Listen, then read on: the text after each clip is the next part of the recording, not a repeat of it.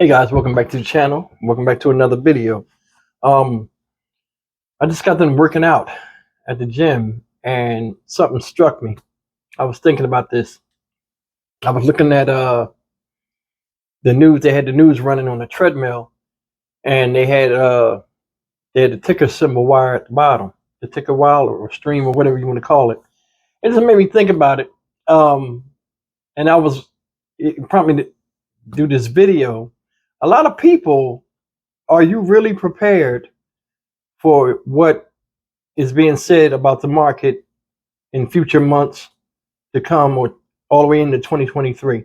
Are you really prepared for that? And what I mean by that is, let me adjust myself.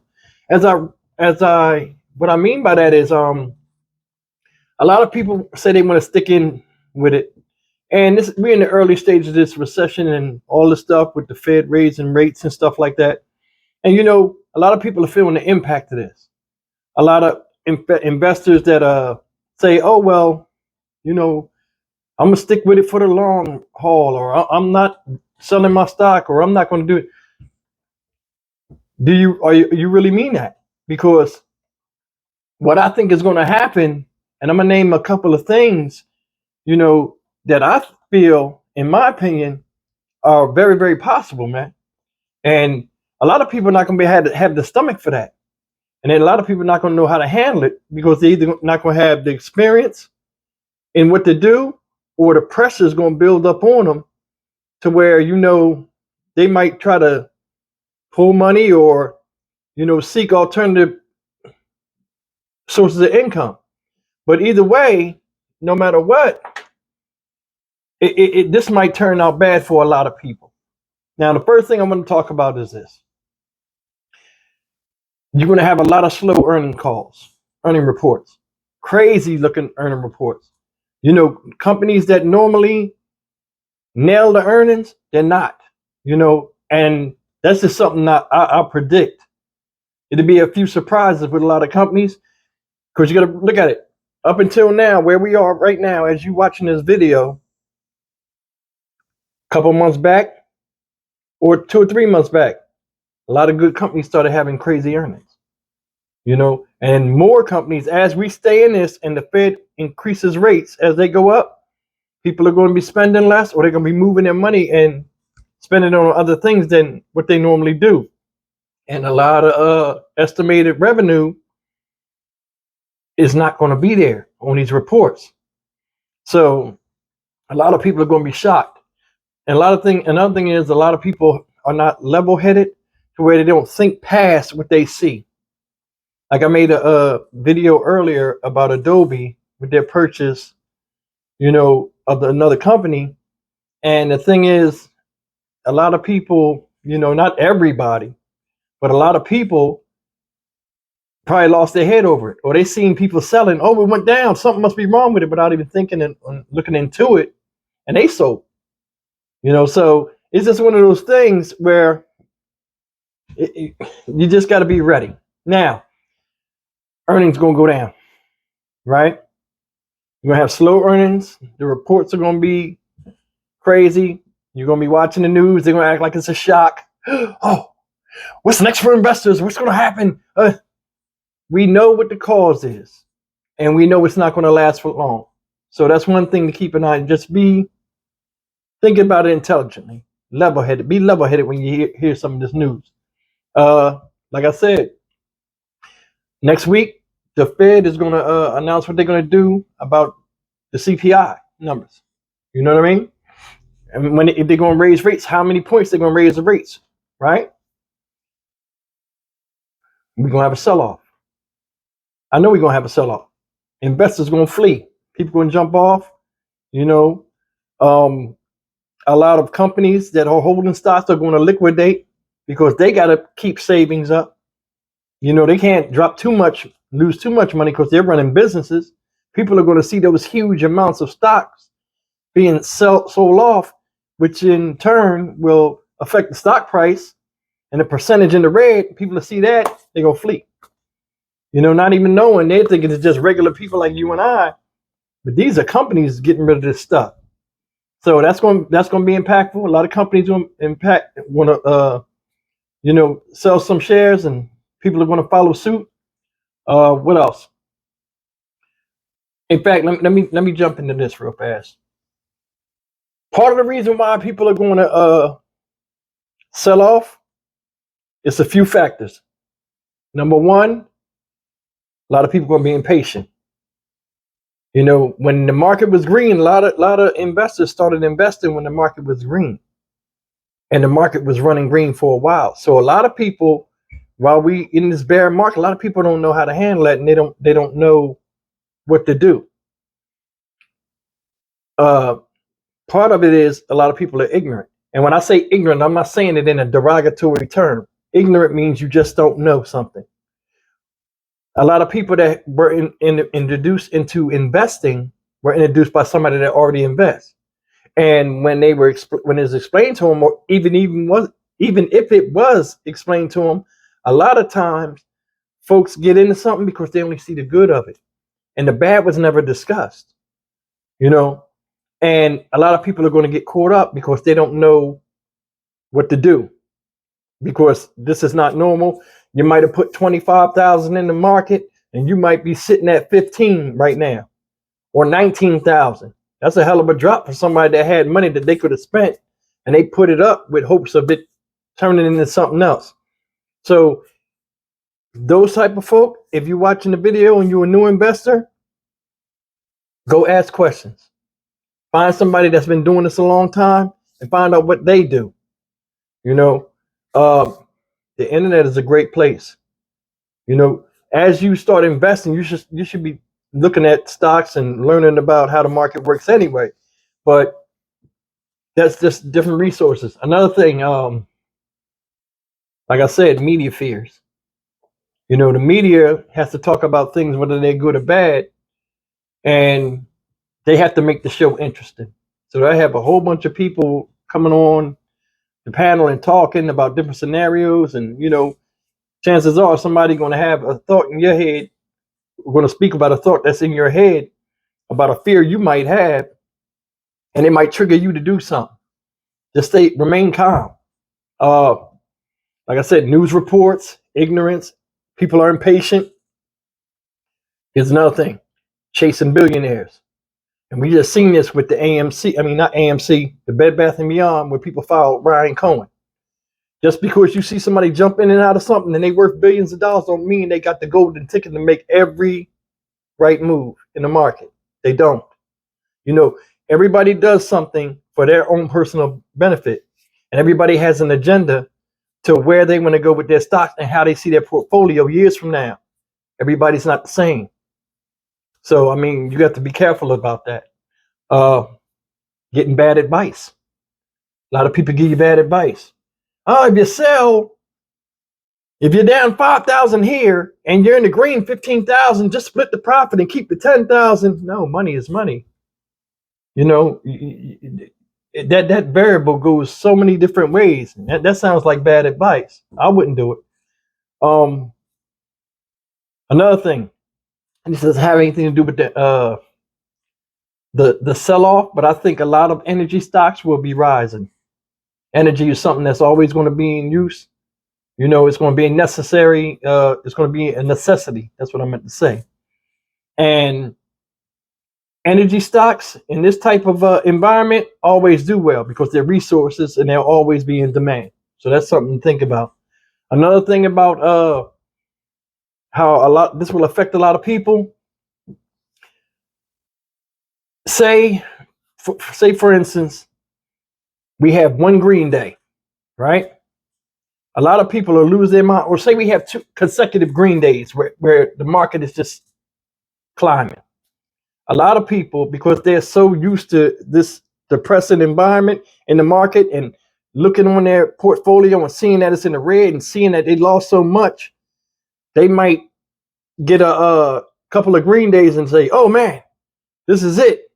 We're getting out of this," and it's not even like that. So a lot of times you have to have patience in this. You have to have a lot of patience. And a lot of people don't tell you that. They'll tell you the surface part of it, but they won't tell you the whole thing. What I'm about to say to you in closing is this, and this should just to sum it up, and I'll try to give you a little bit of insert about my thoughts about each one of these to try to help you out. Right now, I'm not a stock a stock analyst or somebody that is an expert in this. I'm just somebody where this works for me, is successful. My portfolios look very good from where I started when I learned to discipline myself and avoid mistakes. Some of the mistakes I named, getting caught up and getting emotional. And I just want to share them with you. Number one, take a look at your portfolio. I want to mention this first. Take a look at your portfolio. Make sure you're looking at your portfolio if you're diversified. Now, if you have one or two stocks and you're like, hey, I'm comfortable with just one or two stocks, they're proven stocks, I feel good about it, I can deal with the roller coaster ride, I'm not talking to you. I'm talking to people that, are diversifying. They're hearing a lot of people pulling them different ways and they confused. They don't know whether to buy or sell. This is what I would do. Okay. Look at your portfolio. If your portfolio, which would be in different sectors, it has a lot of different sectors, you having stock in different sectors, make sure that you're prepared to watch that drop and go further. You shouldn't deal with a stock if you can't see it drop 60%. That's how I look at it. And that's happened before. I've invested in stocks and they've dropped 60%, and I've been down thousands of dollars. But I kept my eye moving forward and my mind in why I bought the stock, which goes to my second thing. Now the first thing is just make sure your consolidation is right. Let me just get that out. Make sure your consolidation is right. You got stocks in different avenues, and it can all be profitable for you. You don't have all your eggs in one basket. You don't have all tech stocks. You don't have anything else, like, because the other sections will be taken off and you'll be stuck. And tech is a very competitive sector anyway. It goes up and down with the weather. So, when it takes off, it takes off. But I mean, you don't want to rely on just that for your portfolio, So look at your portfolio. That's the first thing I'm going to tell you. Make sure everything is in place and you got a lot of fail safes and you're comfortable with your portfolio, period. Know your investments. Know the companies that you're going in. This is number two. Know the companies that you're investing in. Don't just get a hot stock. Get a stock because they say it's a hot stock. Don't get a stock because of the fear of missing out. Don't get a stock because Michael at the grocery store said you'll be rich in 10 years or rich in 3 years if you put $5,000 in this. He got stock tips. Listen, you don't know what the market's going to do tomorrow. Nobody knows what it's going to do. Hell, I don't even know what the market's going to do. I didn't know what it was going to do this yesterday, So know your investments. When I say know your investments, another thing I mean is, why did I pick this stock? Where do I see this stock in 5 years? How long do I plan on holding this stock? What do I want this stock to do for me? How does owning this business, of course, stock is owning part of the business. How does this benefit me? And what was my deciding factor in saying, hitting the buy button on this? All those type of factors will go into when you have rough times in the stock market that make you feel a little bit better inside that you made the right choice. That goes to the next point. Have confidence in the decisions you make when you're investing in these companies. And that all comes down to knowledge. It comes down to, hey, listen, like me, I've made a huge stake in Tesla as of late, right? I put some serious money into that. And my focus is 10 years down the line, I think the investment to pay off. Hey, 5 years down the line, I know it's going to pay off. But 10 years down the line, nobody knows the future holds in technology and whatever. And it's the future. So I feel good about it, especially with Elon Musk behind me. So that's just an example of what I'm talking about, guys. Have confidence in what you're doing. I picked this stock for a reason. You stick with it. Sit on your hands. The hardest thing to do when you see your portfolio, whether it's going up or down, is to sit on your hands and watch it. You know, I don't even look at my Ameritrade account like that no more. You know, um, stick with what works for you. If you was if you was into the market, you've been investing for a few years, you should have a semblance of what is working. These type of stocks work for me. I feel comfortable in these stocks I picked. You know, this stock has given me hella returns, you know, over the years. Don't panic and sell none of that. Because if you hold a stock for years and you cut it off, even if you go and buy back into it, the snowball effect you done messed up, you know, for dividends. Another thing is deal with stocks that pay dividends, stocks that pay you for holding them, especially in times like this, because you want the stock to not just give you a reward, you want the money to start to flip. And when I mean flip is the money will make more money.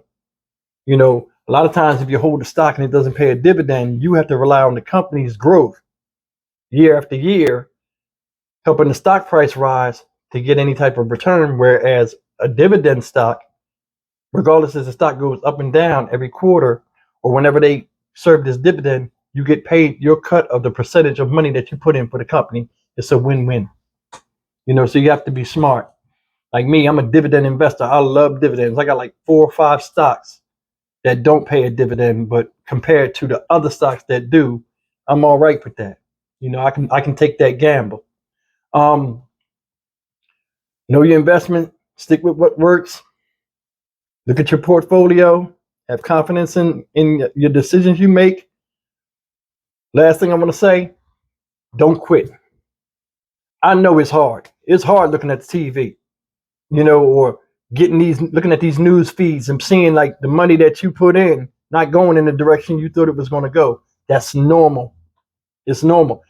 If you just got into this, it ain't the first time or the last, you know. And once all you got to do is hold on. If you hold on, when we get into this bull market, you'll thank yourself. You know, you won't thank me because I ain't nobody, but but yeah, man, avoid bad advice. You know, I just like to say that in closing. Like I said before, it'll get worse before it gets better. You'll see a lot of people on YouTube reporting it. You'll see a lot of people on the news making videos about it. Don't let it rattle you. Pick the stocks you want to pick, the ones you think are going to get you to your financial goal, get you financially free, get you moving forward, and just sit on your hands. Because just because the stocks are dropping doesn't always mean something wrong with the company. You know, and I learned that the hard way too. You know, somebody has an earning call, they could have like 20 different earning calls in a row, all positive. They could have one earnings call, you know, earnings report that's negative, or like their estimate might have been off by like 10 cent, you know, EPS or whatever. People panic. The stock's trash. Know what you're dealing with, know what you're investing in, and ignore all that. This is your life. I tell my sons this all the time. Don't follow people, you know, especially when it comes to money and your life. Because at the end of the day, the only person going in that casket is you. And ain't nobody going to take your place out of love or anything like that from a mistake that you made following somebody else. The people you follow ain't going, you know, going to go through that. But I mean, that's it, guys. I mean, I've just been rambling. In closing, man, I'd like to say, as usual, comment, tell me what you think, man. What's your strategy? You think what I said was true, you know, or if you disagree, either way, I'm fine with it. But yeah, leave a comment. As always, subscribe, share the video, and I'll see you in the next video. And as usual, thank you so much for spending time with me.